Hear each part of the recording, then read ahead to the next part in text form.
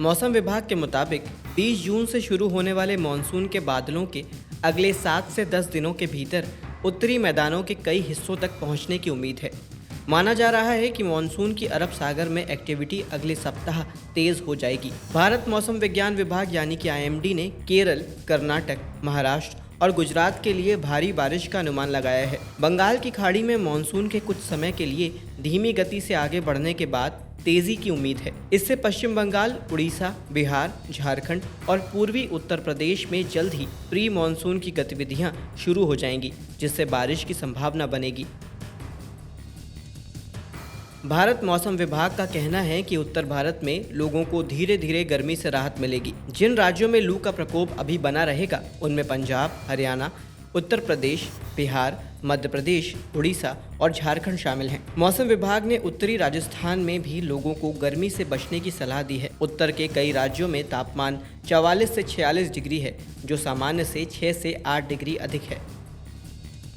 मौसम विभाग के मुताबिक दिल्ली और उसके आसपास 20 जून तक तेज हवाओं और गरज चमक के साथ हल्की बारिश होने की संभावना है। इस दौरान तापमान में भी गिरावट देखने को मिल सकती है। IMD का कहना है कि इस पर पूरे हफ्ते दिल्ली और उसके आसपास का अधिकतम तापमान 42 से 44 डिग्री सेल्सियस के बीच रह सकता है और न्यूनतम तापमान 32 से 34 डिग्री तक रह सकता है। मध्य प्रदेश के किसान खेती किसानी से जुड़ी योजनाओं के लाभ के लिए एक ही पोर्टल पर रजिस्ट्रेशन कर सकेंगे। इसके जरिए ही अब राज्य के किसानों को विभाग की विभिन्न योजनाओं जैसे बीज वितरण योजना, सिंचाई उपकरणों में सब्सिडी का लाभ और अन्य योजनाओं का फायदा मिल सकेगा। रजिस्ट्रेशन करने के लिए किसान www.kisan.mp.gov.in की वेबसाइट पर जा सकते हैं या फिर अपने नज़दीकी MP ऑनलाइन सुविधा केंद्र पर आवेदन कर सकते हैं। रजिस्ट्रेशन के लिए आपको सबसे पहले इसकी वेबसाइट पर जाना होगा। वहां होम पेज पर रजिस्ट्रेशन का लिंक खुल जाएगा, जिसमें आपको रजिस्ट्रेशन से जुड़े सभी दस्तावेजों की जानकारी भरनी होगी। इसमें किसान का आधार कार्ड, किसान की ज़मीन से संबंधित जानकारी, किसान का जाति प्रमाण पत्र जैसी जानकारी देनी होगी। अगर आवेदक SC और ST वर्ग से संबंधित है तो उसे जाति प्रमाण पत्र की ज़रूरत नहीं होती है। किसानों को यहाँ रजिस्ट्रेशन कराने पर ही कृषि से जुड़े लाभ मिल सकेंगे। भारतीय किसान यूनियन BKU ने किसानों की सभी मांगें पूरी नहीं करने पर कांवड़ यात्रा के बाद आंदोलन शुरू करने की चेतावनी दी है। किसान संगठन ने केंद्र सरकार और उसके घोषणा पत्र के वादों और 3 कृषि विधेयकों को वापस लेने की याद दिलाई है। एक मजबूत भूमि अधिग्रहण कानून और आदिवासी किसानों के संरक्षण की आवश्यकता पर जोर दिया। मुख्य प्रस्तावों में अलग से किसान आयोग का गठन, किसानों को मुफ्त बिजली सुनिश्चित करना, आवारा पशुओं की समस्या का समाधान करना और छोटे जोत वाले किसानों के लिए ब्याज मुक्त ऋण उपलब्ध कराना शामिल है।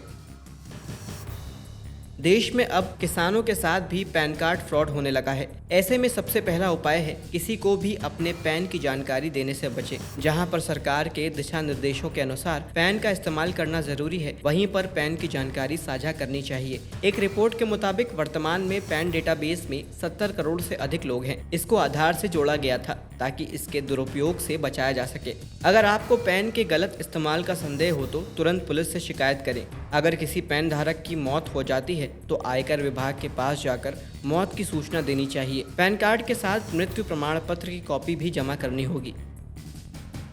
कृषि एक्सपर्ट ने बम्पर उत्पादन के लिए धान किसानों को सीधी बुवाई यानी DSR से करने की सलाह दी है, क्योंकि इन दिनों खेती करने के लिए मजदूरों के साथ साथ पानी की भी अधिक जरूरत होती है। इस विधि में किसान सीड ड्रिल से सीधे बुवाई करते हैं। परंपरागत विधि में पहले बेड में बुवाई की जाती है, फिर 25 दिन बाद नर्सरी तैयार होने के बाद मजदूर धान के पौधे को उखाड़ कर दोबारा खेतों में लगाते हैं। परंपरागत विधि में इस विधि की अपेक्षा 2 गुना खर्चा होता है, क्योंकि उसमें पहले खेतों में धान की फसल लगाने के लिए खेत को बराबर करना होता है।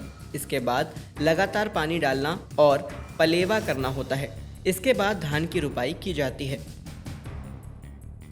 ICAR RCER पटना के कृषि वैज्ञानिकों ने धान की टॉप ड्रेसिंग में यूरिया की जगह नैनो यूरिया का प्रयोग करने की सलाह दी है। कृषि वैज्ञानिकों के अनुसार पहला छिड़काव धान की रुपाई के 20 से 25 दिन बाद करें और अगर सीधी बुवाई कर रहे हैं तो 35 से 40 दिन बाद करें। दूसरा छिड़काव 40 से 50 दिन बाद और तीसरा फसल की जरूरत के अनुसार करें। 1 एकड़ खेत के लिए बैटरी चालित स्प्रेयर मशीन का उपयोग करते समय 1.5 से 3 ढक्कन नैनो यूरिया प्रति टंकी में मिलाकर छिड़काव करें। इसके लिए 8 से 10 टंकी पानी की ज़रूरत होती है।